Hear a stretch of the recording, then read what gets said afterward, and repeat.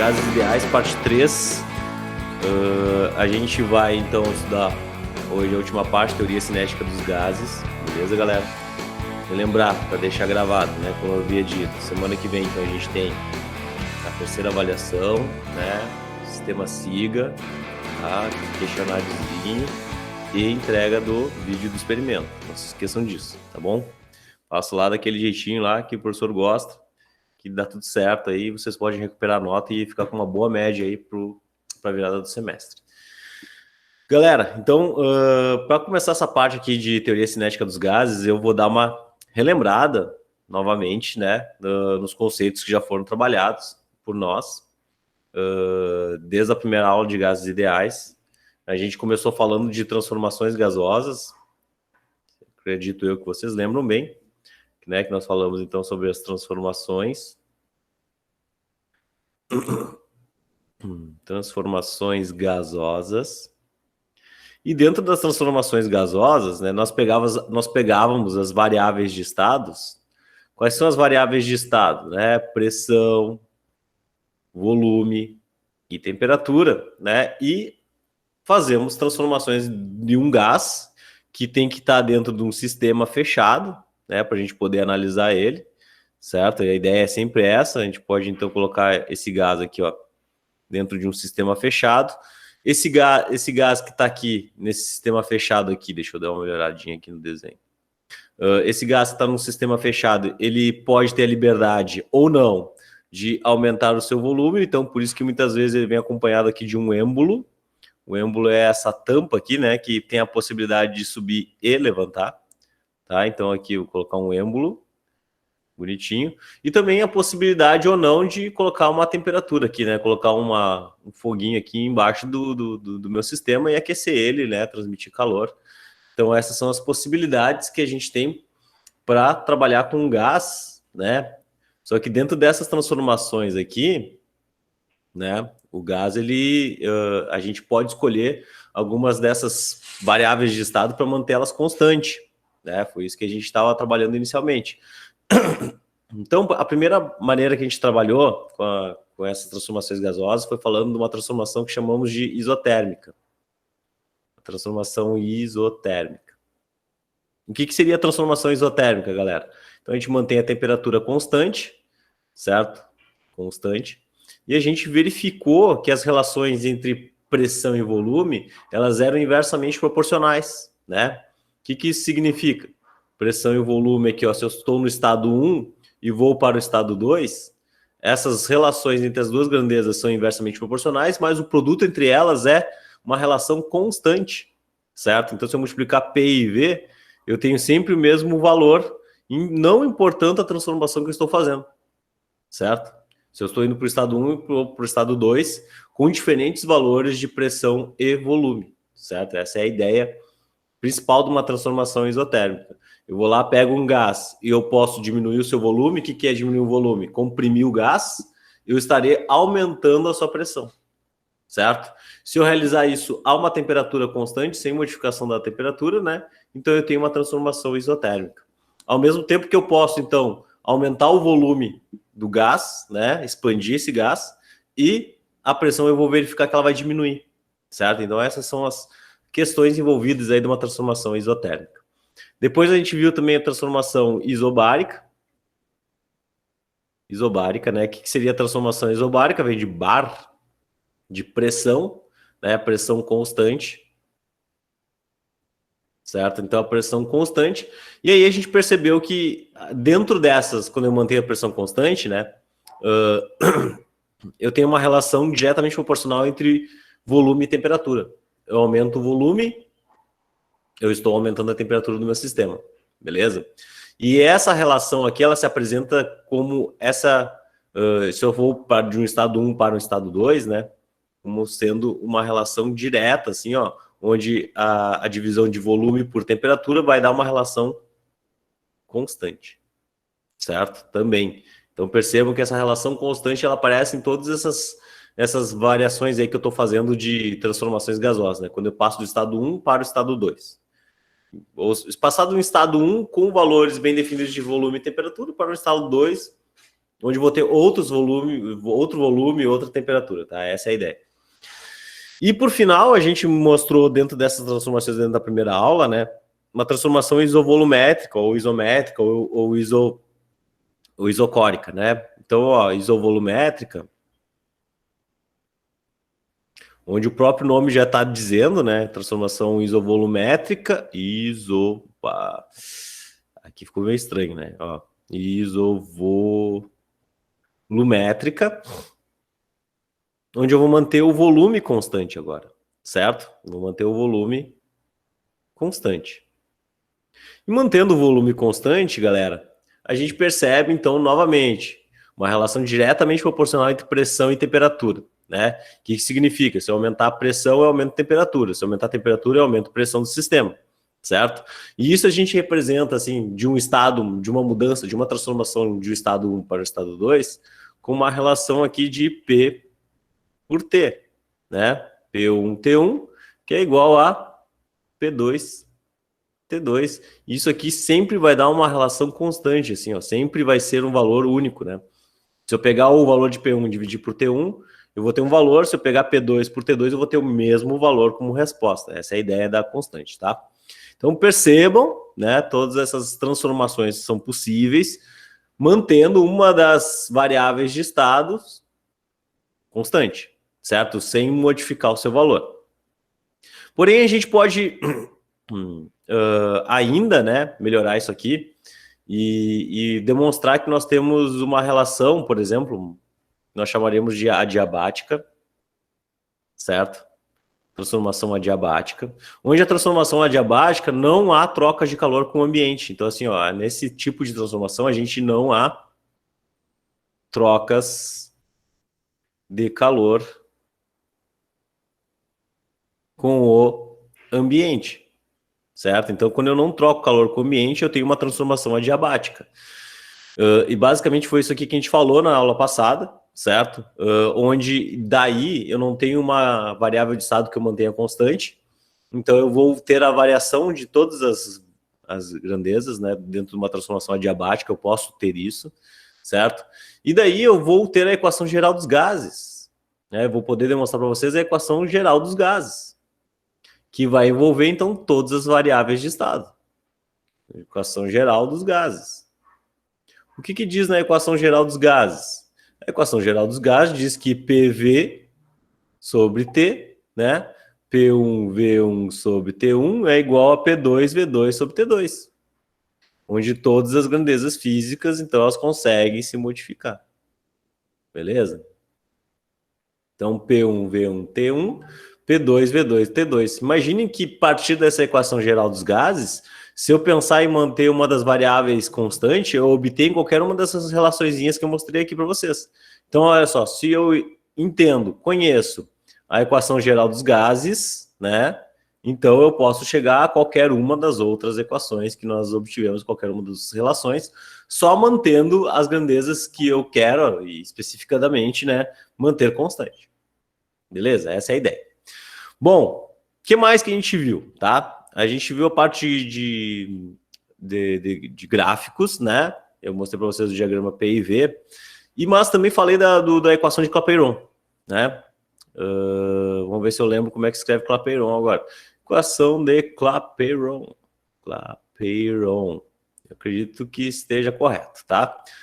A equação de Clapeyron, gente, é uma equação que vai trabalhar com os gases ideais, mas não dentro de uma transformação, certo? Eu vou poder obter as características de um gás a partir das análises que eu faço dele. Por exemplo, eu analiso a pressão e a temperatura dele e eu sei qual o volume que esse gás pode ocupar, a partir da equação de Clapeyron, tá? Então, olha só, a equação de Clapeyron, ela diz o seguinte, que PV é igual a nRT, certo? PV igual a nRT. E o que diz, o que são esses novos argumentos que aparecem aqui para nós, né? O N é o número de mols, né? O número de mols que a gente aprende lá na química, que significam basicamente o número de partículas constantes ali dentro desse meu cilindro. Quantas moléculas de gás aqui eu tenho? Quantos mols, né? O Nzinho, ele mede, então, a massa, é uma relação entre a massa desse gás, uma massa mesmo, né, o valor que a gente consegue medir numa balança, e a massa molar, que é quanto de massa tem uma molécula de um determinado gás, certo? Então, se eu fizer essa relação, eu tenho o número de mols que eu tenho desse gás, certo? Eu posso ter 2 mols, 3 mols, 40 mil mols, 5 mil mols, não sei. Quantos mols eu vou ter desse gás, certo? E o R é o que nós chamamos de constante dos gases, certo? Constante dos gases. A constante dos gases, galera, se a gente pensar aqui, ó, ela tem algumas unidades, tá? Por isso que eu vou botar aqui nessa outra página. Ela tem 2 unidades que podem aparecer para vocês, e aí que vem os cuidados na hora de resolver os exercícios, né? Daí que vocês têm que tomar cuidado, daí que vocês têm que parar, olhar o exercício, né, com cuidado na hora de resolver. Porque o R, ele pode aparecer na unidade padrão, certo? Então a constante dos gases, ela pode aparecer na unidade padrão, que é essa unidade aqui, ó, 8,3 joules mol por Kelvin, certo? Então percebam que eu tenho mol por Kelvin, certo? E esse joule significa que eu estou com pressão em Pascal, né? Deixa eu melhorar aqui, que dei umas escadão aqui. Então, a pressão, nesse caso aqui, ela tem que estar em Pascal, Newton por metro quadrado, e o volume em metro cúbico, para que a gente tenha, então, o R desse jeito. Se eu tiver o R em outra unidade, aqui, por exemplo, 0,082, percebam que já vai ficar bem claro aqui, ó, que eu vou ter, então, ATM vezes litro por mol vezes Kelvin. Ou seja, né, a pressão nesse caso está em ATM e o volume aqui está em litros, certo? Então, quando eu tenho volume em litros e pressão em ATM, eu posso utilizar essa outra maneira de escrever o R, né? Então, perceba que tem 2 maneiras. E aí a gente tem que estar de olho nos exercícios, né? De olho nos exercícios. Quais são as unidades que eu estou usando? Quais as unidades que estão aqui fáceis para mim manipular, certo? E aí eu vou usar o R que é conveniente. Percebam também que temperatura não tem outra unidade que não seja Kelvin, certo? Então, temperatura é uma coisa que a gente tem que sempre escrever em Kelvin, tá? Então, sempre escreveremos temperatura em Kelvin, não se esqueçam disso. Por fim, galera, só vou fazer aqui um desenho, vou tentar ver se eu consigo fazer de maneira reta aqui para vocês, né? Desenhar aqui, ó, de maneira reta, um diagrama P por V, certo? Onde a gente pode representar todas essas transformações gasosas que a gente já estudou ali, que a gente verificou, né? Então, por exemplo, aqui, ó, eu posso passar do estado 1 para o estado 2, né? E quando eu tenho uma transformação assim, percebam que eu estou mantendo quem constante, ó? Estou mantendo a pressão constante. A pressão não está mudando, né? Nesse tipo de transformação que eu estou fazendo aqui. Então, isso aqui significa que de 1 para 2, eu fiz uma transformação aqui, ó, isobárica. Isobárica, né? Só olhando para o gráfico. Se eu sair aqui de 1 e for até 3 aqui, por exemplo, certo? Para outro ponto aqui, se me deixarem escrever esse negócio aqui, 1 para 3, percebam que eu estou com o volume 1 aqui, né? Aqui, por exemplo, pressão 1, aqui podemos dizer que estamos com volume 2, e agora percebam que eu mudei a pressão, né? Eu fui para uma outra pressão, uma pressão 3 aqui, por exemplo, né? Mas percebam que dentro dessa transformação de 1 para 3 aqui, de 1 para 3, eu mantive constante o volume, né? Então isso aqui é uma transformação isovolumétrica, tá? Beleza? Daí, galera, a gente ainda pode ter uma transformação que nós chamamos de transformação isotérmica, né? E aí, como é que a gente representa as isotérmicas dentro de um diagrama PV? Através das isotermas, né? E uma característica do gráfico da isoterma é que elas são curvas, né? Elas são curvas. Deixa eu pegar outra caneta de outra cor aqui para ficar mais fácil de vocês visualizarem, né? Então, vou pegar um roxinho aqui, ó. Então, percebam que aqui eu tenho uma isoterma, onde eu estou saindo de 3 para 2. De 3 para 2 aqui, então eu tenho uma isoterma, isoterma, tá? Uma transformação isotérmica. Então aqui tem que bater no pontinho 2, tá? O professor aqui não conseguiu bater no ponto 2, mas... Opa, pera um pouquinho. Deixa eu ver se eu consigo bater. Difícil essa inclusão digital aqui, gente. Um dia eu vou ficar bom nisso. Aí, olha lá. Beleza. Estamos passando de 3 para 2 aqui, olha só, então isso aqui seria uma curva isotérmica onde teria uma temperatura, sei lá, uma temperatura 1 aqui, né? Lembram que as isotermas são essas curvas, e eu posso ter várias dessas curvas aqui no meu gráfico. Eu posso ter uma outra curva aqui T2, outra curva aqui T3, certo? E eu posso fazer uma transformação, por exemplo, aqui, onde eu saio desse ponto 2 aqui, e vou até, sei lá, o ponto onde temos temperatura 3, um ponto 4 aqui. E aí eu posso fazer essa transformação aqui. Percebam que eu estou mudando tudo. Nesse caso aqui, ó. Eu mudei temperatura, eu mudei pressão, eu mudei volume, mudei todas as grandezas físicas, né? Então, se eu sair aqui, ó, de 2 para 4, como aquela figurinha está mostrando ali, isso aqui possivelmente seja uma curva adiabática, certo? Uma curva onde nós temos uma transformação adiabática. Então percebam que nós temos essa bagunça de figuras aqui, né, que eu botei todas juntos, mas de propósito para vocês verem a construção delas, né? Então linhas horizontais são transformações isobáricas, né? Linhas verticais são transformações isovolumétricas, né? Essas curvas em roxo aqui, ó, que são curvas que vão crescendo assim, desse formato, são as isotermas, né?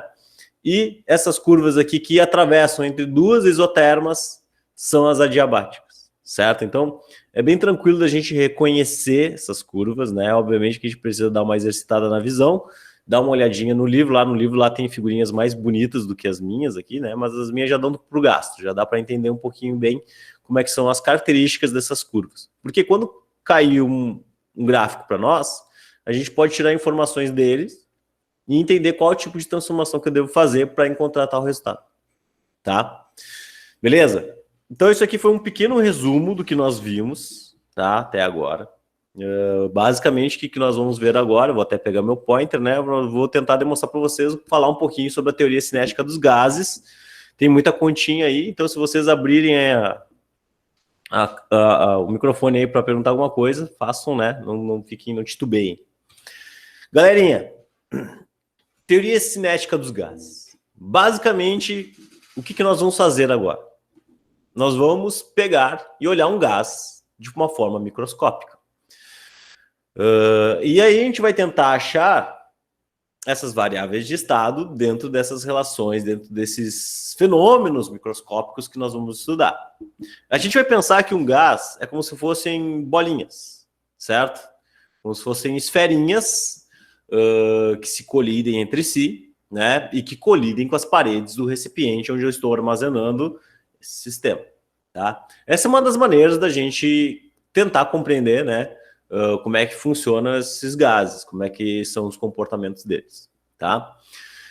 Daí, então, a gente vai chegar a equações importantes, equações que são muito conhecidas e que vão nos ajudar muito no futuro quando a gente for estudar termodinâmica, tá bom, gente? Então, basicamente, aqui eu estou mostrando para vocês nesse slide o conceito de pressão, que a gente já conhece, né? Que é aquele conceito que nós temos que uma força sobre área, né? É a definição da grandeza física que nós chamamos de pressão. Então, olha só, quanto mais força uma molécula colide contra a parede de um recipiente, pensando agora no gás dentro de um recipiente, né? Maior vai ser a pressão exercida pelo gás dentro do recipiente. Meio óbvio. Mais força ele bater na parede, né?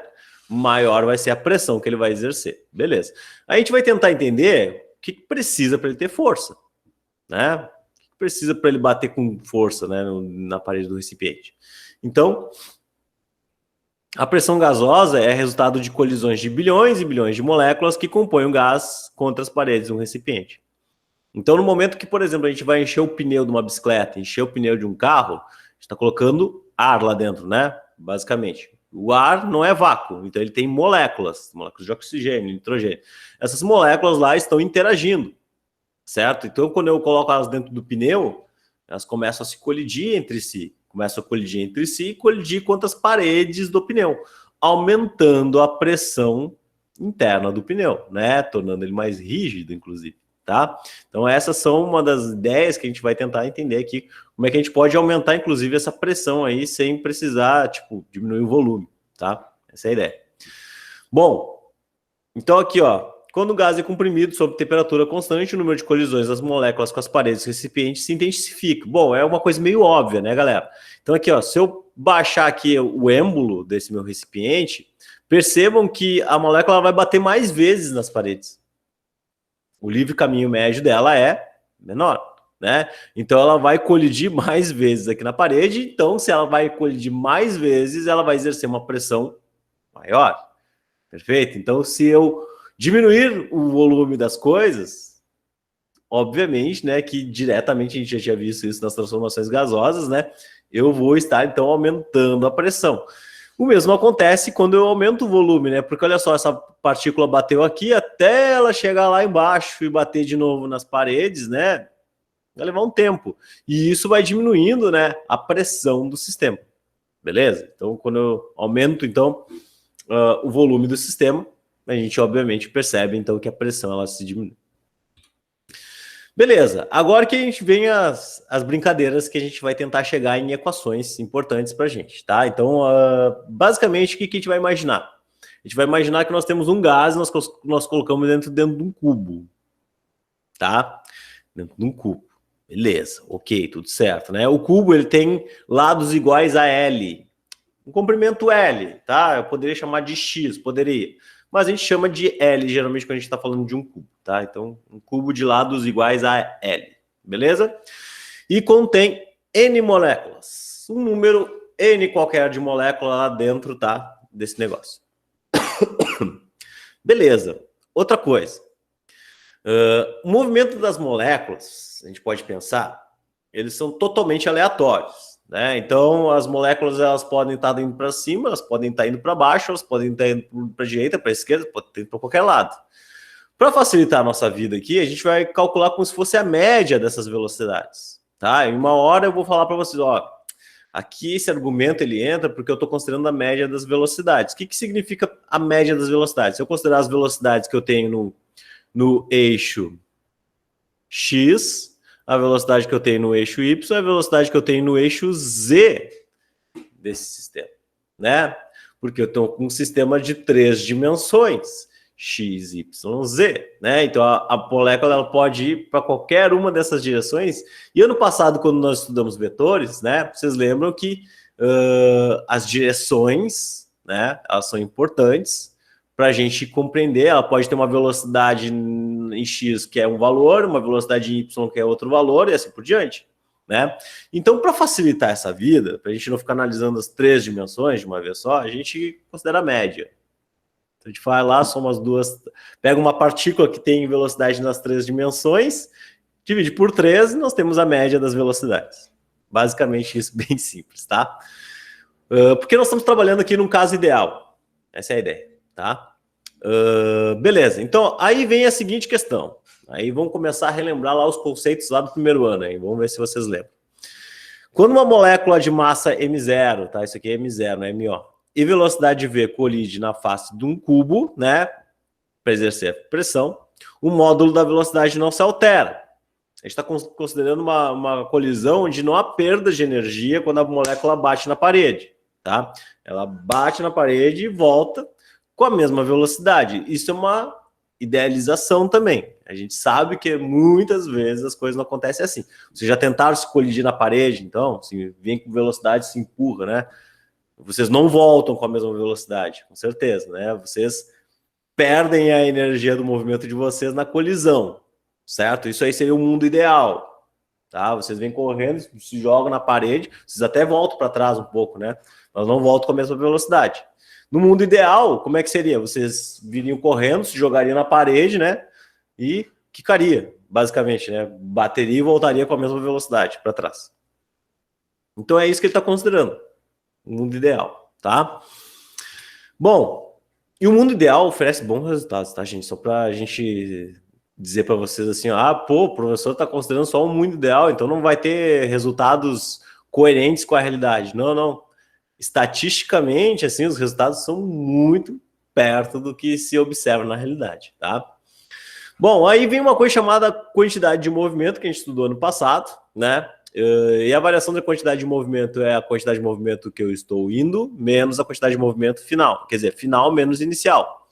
Como existe uma relação de sinais aqui, né? Quando a gente está indo para a esquerda, a molécula está indo para a esquerda, né? Ela é negativa, certo? Aí vai ficar, então, no final, uma soma. A variação da quantidade de movimento é a soma das duas quantidades de movimentos inicial e final, né? Porque ela bate e volta para a mesma direção, tá? Beleza? Olha só, nós temos uma velocidade vindo para cá, isso aqui é uma velocidade negativa, certo? Quando ela está retornando, é positivo a velocidade, pensando em relações vetoriais também, tá, gente? Beleza, então a variação da quantidade de movimento é 2 vezes a massa vezes a velocidade. Ok, tá? Definição de velocidade. Definição de velocidade do ano passado é deslocamento por tempo, perfeito? Tranquilo? Se ela bate e volta nas paredes do cubo, né? Aí a aresta vale igual a L. O que é a aresta? É a distância que ela consegue percorrer de um lado ao outro do cubo, né? Então o tempo que ela leva para fazer isso aqui, né? Ó, se eu botar o tempo aqui para cima, vai ficar assim, ó, delta T. Como a distância é a aresta e ela está indo e está voltando, né? Pelo que a gente está vendo, pelo nosso probleminha aqui, ó. Partícula indo, bate e depois volta. Então é 2 vezes o comprimento da aresta sobre a velocidade. Ok.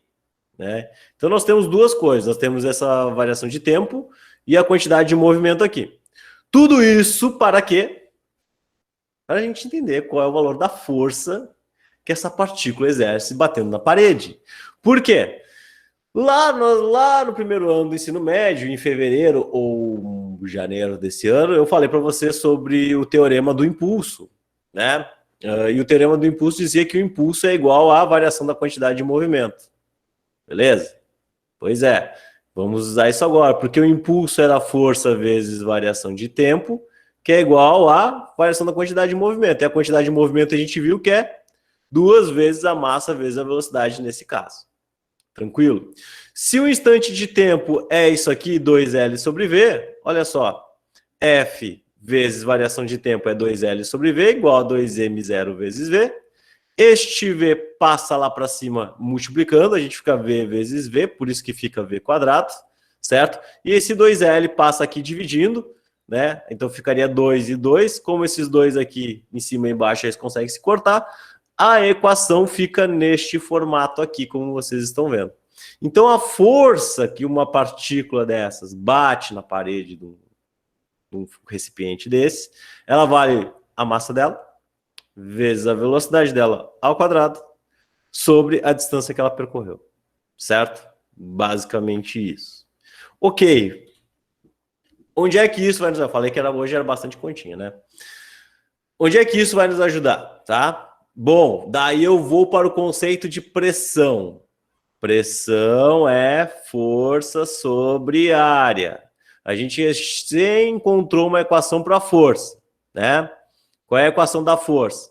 É M0 vezes V ao quadrado, opa, V0 ao quadrado não, sobre o comprimento que ele andou, certo? Aí que vem o detalhe. O que é área? Eu vou botar aqui do ladinho só para vocês entenderem o que está acontecendo aqui nesse monte de coisa, tá? O que é a área? A área é lado vezes lado, certo? Então, um quadrado, então é lado vezes lado, isso é a área. Ok, se a aresta do quadrado vale Lzão, então lado vezes lado é o L ao quadrado, certo? Lado ao quadrado. O que mais? Aí vem aquele argumento que eu falei para vocês, que as partículas elas podem ter direções para cima, para baixo, para cima, para o lado, para o outro, né? Elas podem andar de tudo que é lado. E aí a gente vai tomar a média dessas velocidades. Então, por isso que eu vou dividir a velocidade aqui, ó, por 3. Então, eu divido a velocidade por 3 e por isso que aparece aquele argumento 3 ali, tá? E esse N? Esse N significa o número de partículas que eu tenho. Quantas partículas eu tenho na minha vida aqui? Ah, tenho N. Então, multiplica por N, porque cada uma delas vai exercer uma força igual a essa nas paredes do meu recipiente, tá? O que acontece? Dando uma brincada na matemática aqui, né? O L vezes L, né? Porque nós temos divisão da divisão aqui, né? Aqui dá para fazer os artifícios matemáticos, que a gente já fez bastante vezes aqui em aula, tá? Fica m0v² sobre L ao cubo, né? N sobre... Esse aqui está dividido, então vai dividir esse cara aqui também. N sobre 3, tá? O que acontece? Acontece o seguinte... Esse L3 aqui é lado vezes lado vezes lado. Lado vezes lado vezes lado é volume. Volume, chegamos no volume, né? E esse N vezes M0 aqui, olha só, N vezes M0 é a massa total do gás. Massa total do gás, certo? Então, a gente já conseguiu simplificar aqui a equação, obtendo uma equação mais geral para a pressão exercida por um gás dentro de um recipiente, certo? O que é o valor da pressão? O que depende o valor da pressão do gás dentro do recipiente? Da massa total dele, do volume que ele ocupa e da velocidade. Então, eu vou botar aqui do ladinho, ó, Mzinho da massa total dele, V é velocidade, Vzinho pequeno, né? Vocês sabem que é velocidade. E o Vzão é volume. Perfeito.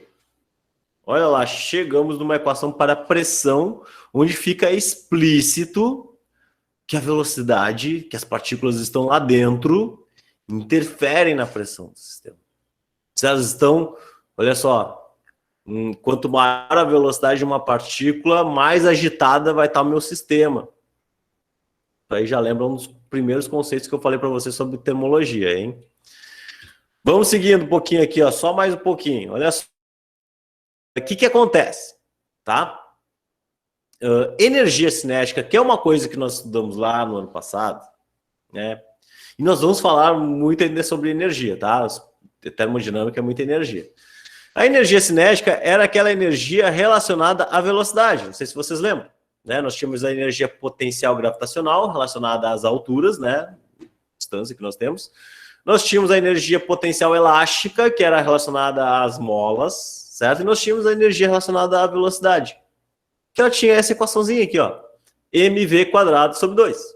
Isso aqui era energia cinética, certo? Percebam que olha só que magnífico, né? Que esta aqui é a equação da pressão, certo? Essa aqui é a equação da pressão. Essa daqui é a equação da energia cinética. Eu vou usar um truquezinho matemático aqui para fazer aparecer aqui a energia cinética. Tá? Como é que é esse truquezinho matemático? Olha só, é muito simples. Vou pegar a equação da pressão e vou escrever assim, ó, 1/3 mv² sobre o volume. O que diz assim a matemática? A matemática a gente não pode adicionar um termo do nada. Né? A gente não pode, por exemplo, eu preciso de um 2, olha só, eu preciso dividir mv sobre 2 para achar a energia cinética, certo? Para botar a energia cinética dentro da minha equação. Eu preciso achar um 2. Mas a matemática não me permite chegar e jogar um 2 ali. Não posso, tá? Mas o que ela permite? Ela permite eu fazer isso aqui, ó. O que é 2 sobre 2? 2 sobre 2 é 1, né? Então eu vou pegar esse 2, eu vou passar ele lá para frente e eu fico com esse mv² sobre 2, que é a minha própria energia cinética. Vejam só que eu usei um artifício matemático aqui para achar a minha energia cinética dentro da minha equação da pressão. Então isso aqui fica, ó, o 2 passei lá para frente, fica 2/3, né? mv² sobre 2 é a minha energia cinética sobre o volume. Beleza, galera? O que eu vou fazer? Daí eu posso escrever, botar em evidência a energia cinética, certo? Isso aqui fica, o 3 passa lá para cima multiplicando, o 2 passa dividindo, né? Ó, eles invertem, quando eu passo para o outro lado da igualdade, eles invertem as suas operações. Se um estava dividindo, passa multiplicando. Se o outro estava multiplicando, passa dividindo, certo? E a gente fica com P vezes V. Então, a energia cinética, presta atenção, galera, a energia cinética das partículas envolvidas dentro de um gás é igual a 3/2 do valor da pressão vezes o volume. Isso aqui a gente vai usar lá no início da termodinâmica, tá? Isso aqui é um resultado importante, tá? Então, 3/2 de pressão vezes volume é igual à energia cinética das partículas que estão vibrando lá dentro. Mas o que falta? O que falta, tá? Vamos pro próximo slide. O que é P vezes V? A gente viu que lá na equação de Clapeyron, ó, tá aqui o escrito bonitinho. Clapeyron. Na equação de Clapeyron, P vezes V é igual a nRT, onde N é o número de mols, o número de partículas que eu tenho, R é a constante dos gases ideais, certo? E T era a temperatura. Então vejam só, se eu substituir o P por V, porque é uma igualdade, né? PV igual. Então eu posso substituir isso aqui por isso aqui, né? A matemática me permite isso. Então se eu substituir o P por V pelo nRT, acontece que nós teremos uma nova equação para energia cinética, que vai estar muito explícito o quê? O número de partículas que eu tenho lá dentro, número de mols, a constante dos gases, que é uma constante, ok, né? E a temperatura. Galera, esse aqui é o fechamento, é a cerejinha do bolo. Significa o seguinte, se eu aumentar a temperatura de um gás, aumentar a temperatura do gás, eu vou aumentar a vibração das moléculas. Se eu aumento a vibração das moléculas, elas estão mais intensas, o que acontece com a energia cinética? Ela aumenta também. Certo? Então, essa é aqui uma das equações, né, principais para entender a teoria cinética dos gases. Que a energia cinética de um gás, a quantidade de energia que nós temos dentro de um gás, a quantidade de energia que eu posso pegar daquele gás e usar para ele fazer girar um motor, por exemplo, tá? Para ele, sei lá, assim, fazer a Maria Fumaça andar a 40 km por hora, depende também do número de partículas que eu tenho lá desse gás e da temperatura que está esse sistema. Certo? Com isso, eu posso exercer pressões, eu posso exercer forças, etc. Tudo em cima da energia que eu tenho ali daquele sistema. Tá bom, galera? Isso aqui faz mais sentido depois. Eu sei que está meio confuso ainda, é normal, tá? Tá bem nebuloso. Faz mais sentido quando a gente começa a termodinâmica. Aqui na termodinâmica nós começamos a aplicar isso aqui, tá? Aqui só alguns detalhes. N é o número de mols, o R é a constante universal dos gases, que vale 8,31, aquele valorzinho, né? E aqui, galera, eu só vou explicitar algumas coisinhas a mais aqui para vocês, que é a relação aqui, basicamente aqui, ó, o que acontece? O que é energia cinética? Energia cinética é mv² sobre 2. Agora a gente viu que energia cinética também é 3/2 de nRTzão. Perfeito? nRT. Então o que acontece, pessoal? Se eu quiser descobrir a velocidade que estão essas partículas vibrando em função da temperatura, eu posso igualar essas duas equações. E igualando essas duas equações, dá para a gente cortar as massinhas. Porque assim, ó, esse N, o que é o N? É a massa total sobre a massa molar, certo? Massa total sobre massa molar. Então, se a gente igualar essas coisinhas aqui, vai ficar 3R vezes Tzão sobre Mzão, certo? Que é a massa molar. Então, olha só, eu posso medir a velocidade das partículas que compõem esse gás a partir da temperatura. Tá? A partir da temperatura. Então é isso que significa esta equaçãozinha que a gente está vendo aqui. Beleza? Que, ó, então olha só, chegamos a uma brilhante situação, né? Que a temperatura é a medida do grau de agitação das moléculas. Por causa que está envolvida a velocidade ali, né? Bom, mais um pouquinho, finalizando. Prometo para vocês, tá? Aqui é só mais um detalhezinho, assim, ó. É só mais uma questãozinha que é um termo que às vezes aparece nos livros, tá? Que é a energia cinética média por molécula, tá? Que aí é tu pegar essa energia cinética e dividir pelo número de moléculas totais que tu tem no teu sistema, tá? O número de moléculas total, que é o Nzão, não é o número de mols, tá? O número de moléculas totais. E essa relação aqui de Nzão sobre N vai dar um número que nós chamamos de número de Avogadro. E o número de Avogadro é um valor bem conhecido. Se vocês colocarem aí na internet o número de Avogadro, vocês vão ter o valor dele correspondente. E aí nós podemos calcular a energia cinética média no sistema a partir dessa relação aqui, envolvendo o número de Avogadro, tá? Que às vezes, então presta atenção, se eu pedir a energia cinética do sistema é uma equação, se eu pedir a energia cinética média, aí tem essa outra relaçãozinha aqui, tá? E aí, galera, também, não querendo, mas é que aparecem nos livros e pode aparecer para vocês em algum momento, inclusive no Enem, é muito comum, eu já vi questões com isso, que é a relação de R sobre Na. A constante dos gases ideais sobre o número de moléculas, aqui o número de Avogadro, ele é igual a um valor de K. Esse K aqui é o que nós chamamos de constante de Boltzmann. É um nome meio difícil, né? Porque o Boltzmann é o cara que descobriu isso aqui. Constante de Boltzmann, tá? A constante de Boltzmann, ela vale um valor bem fixo. Ela vale aqui, ó, 1,38 vezes 10 na menos 23. Vezes 10 a menos 23, tá? E essa constante de Boltzmann aí, gente, ela vai facilitar porque ela vai dizer assim, ó, que a energia cinética média, ela é igual, então, a 3 meios de K vezes T. Certo? Então, muitas vezes eu preciso só, para descobrir a energia cinética de um sistema, eu preciso só da temperatura dele. Eu só preciso do valor da temperatura. Porque aí eu multiplico pela constante de Boltzmann, se é um gás ideal, eu multiplico só pela constante de Boltzmann e multiplico a temperatura e eu tenho a energia cinética do meu sistema. Maravilha, certo? Facinho. Então, essa relação aqui nos facilita bastante na hora de realizar alguns cálculos lá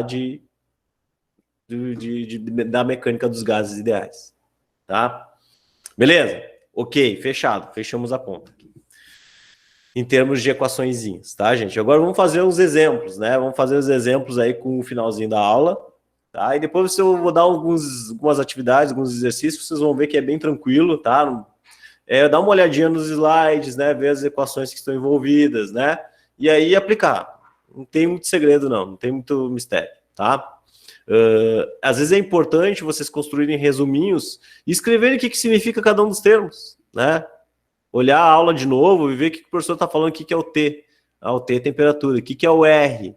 Constante dos gases ideais. O que é o Na? O número de Avogadro.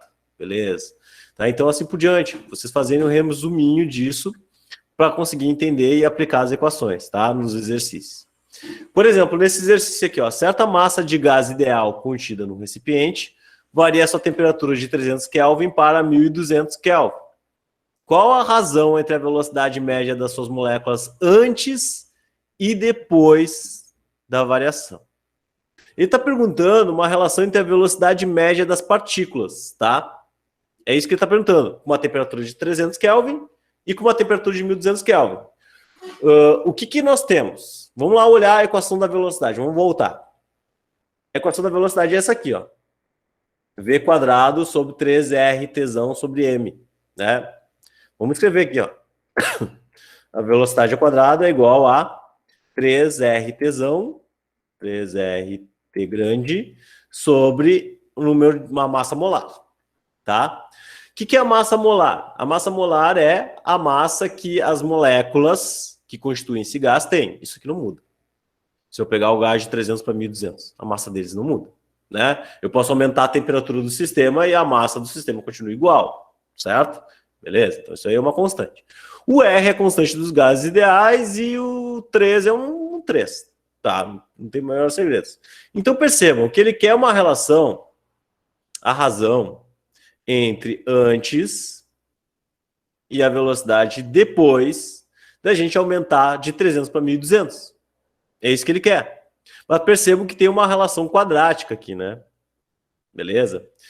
Mas essa relação quadrática vai acabar não nos influenciando muito, porque olha só, se eu escrever assim, ó, a velocidade antes sobre velocidade depois ao quadrado, isso aqui vai ser igual a 3R, o T. Quanto é que vale T antes? 300 sobre Mzão, divididos por 3R 1.200 sobre Mzão. Percebam que, como eu falei para vocês aqui, né? O M, ele não muda. Por que o M não muda? Porque o M é a massa molar. É a massa que a molécula de oxigênio tem. Então, se eu tiver de 300 Kelvin a 1.200 Kelvin, isso aí não muda, tá? Então, essas grandezas aqui estão... Vou fazer uma operaçãozinha matemática para ficar mais claro para vocês. De repente, tem muita gente que não está lidando bem com essas operações matemáticas ainda. Ó. Velocidade antes, velocidade depois ao quadrado é igual, então, a, olha só, 3R 300 sobre M. O que acontece? Esse termo aqui que está dividindo, eu passo ele lá para cima e ele inverte suas posições, né? Aí ele fica assim, ó. M sobre 3R 1.200. Beleza? Então, olha só. O que acontece? A matemática me permite, está todo mundo se multiplicando aqui. Cortar, cortar, cortar. Então, a gente fica aqui ó, com velocidade. Velocidade antes ao quadrado, velocidade depois ao quadrado, que é igual a 300 sobre 1.200. Quanto que é 300 sobre 1.200? Vamos fazer aqui, ó. Velocidade A ao quadrado, velocidade depois ao quadrado. 300 sobre 1.200 dividido por 1.200. Isso aqui é 0,25.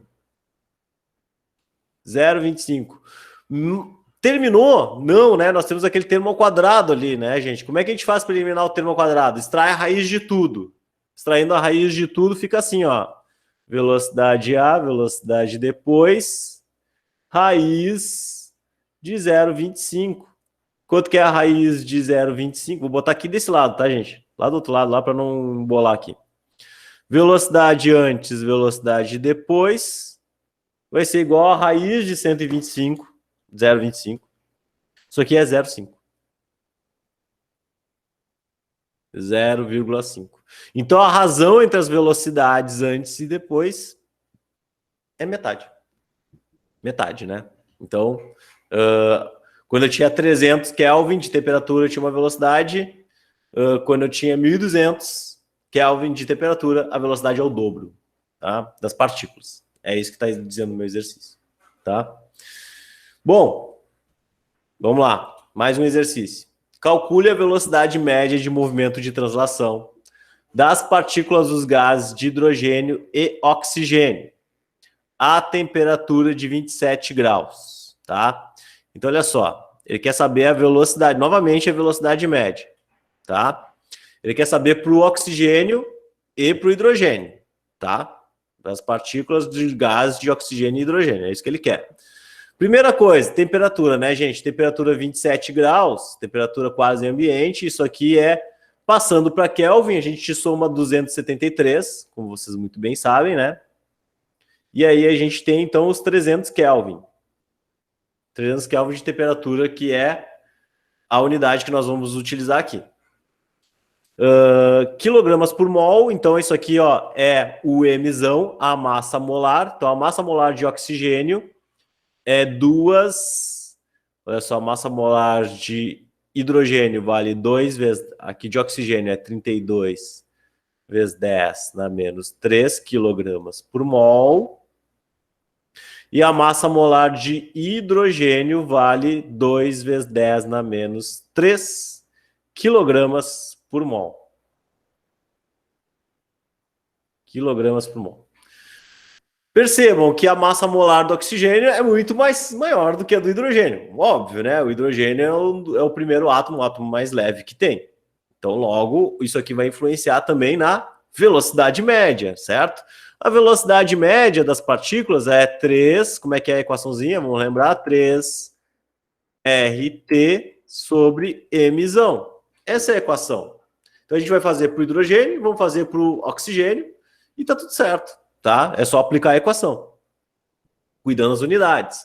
Qual unidade que eu vou usar para o R? Galera, está em quilograma por mol, aqui está em Kelvin, eu posso usar a unidade básica, né, padrão, para obter em metros por segundo. Então eu vou usar aqui, ó, 8,3 joules mol por Kelvin, mol vezes Kelvin, tá? Então eu vou usar essa unidade pro R. Então aqui, ó, a velocidade média para o hidrogênio ao quadrado vai ser igual, então, a 3 vezes 8,3 vezes 300 Kelvin sobre a massa molar dele, a massa molar do hidrogênio, 2 vezes 10 na menos 3. Quanto que dá isso aqui? Faz aí, ó. Passo a passo. 3 vezes 8,3, 24,9, vezes 300, 7.470, divididos por 2 expoente na menos 3, isso aqui dá uma baita velocidade. 3,73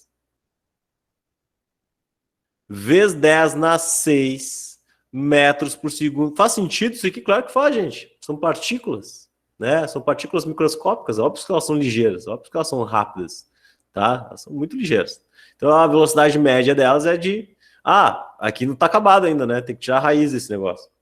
Ah, a velocidade do hidrogênio aqui, extrai a raiz disso, vai dar um pouquinho menos. 3,73, mas já vai dar um número bem absurdo. Vezes 10 na 6, tira a raiz. Ó, deu 1,9, quase 2. 1,93 vezes 10 na 3 metros por segundo. Se vocês pensarem, isso aqui é 1.932 metros a cada segundo. Ela anda praticamente 1 quilômetro a cada segundo. 2 quilômetros a cada segundo, né? Isso é basicamente o que é a velocidade da molécula de hidrogênio. E a velocidade da molécula de oxigênio? Vamos ver aqui. Vai ser maior ou vai ser menor? 3 vezes 8,3. Percebam que os dois estão à mesma temperatura, né? 300 divididos pela velocidade dela, 32 vezes 10 na menos 3. Vamos fazer aqui, ó, já vou extrair a raiz do valor já direto, para não ocupar muito espaço. Então isso aqui é 3 vezes 8,3 vezes 300, divididos por 32 expoente na menos 3. Extrai isso aqui dá... Olha só... Isso aqui dá 0... Vamos botar aqui 0,233... 0,233 vezes 10 na 6, só para colocar aqui a unidade certinha. Vamos extrair a raiz disso para ver a velocidade da molécula de oxigênio. Vocês já perceberam que vai dar uma velocidade menor. 483,15 metros por segundo. Então percebo que a velocidade da molécula de oxigênio é muito menor que a molécula de hidrogênio, obviamente que a massa influencia nisso, né? Como vocês estão vendo aqui. Bom, o que ele pede? A energia cinética média das moléculas. Galera, se a energia cinética média das moléculas, né? Então isso aqui, o que é? Energia cinética média das moléculas é a constante de Boltzmann, né? A gente pode usar aqui, ó, EC3,5 de KT. A energia cinética média delas, sendo hidrogênio ou sendo oxigênio, a temperatura vai ser uma energia cinética média, igual, tá? Então, olha só, a energia cinética vai ser 3,5 de K vezes T, vai depender só da temperatura delas. Então, a energia cinética vai ser 3,5, quanto que vale a constante de Boltzmann aqui, ó? 1,38 vezes 10 na menos 23. Vezes 10 na menos 23, vezes a temperatura que é 300 Kelvin, beleza? Então, eu vou botar aqui em cima, tá, gente? A energia cinética vai ser quanto? Faz aí, ó. 3 divididos por 2, 1,5, vezes 1,38 expoente na menos 23, vezes 300. Isso aqui dá 6,21 6,21 vezes 10 na menos 21 joules de energia, que é uma energia média para cada partícula pequena, né? Mas como elas são microscópicas, geram velocidades grandes, tá? Essa é a ideia. Bom, galera, por hoje é isso, tá? A gente fecha aqui o nosso conteúdo aqui.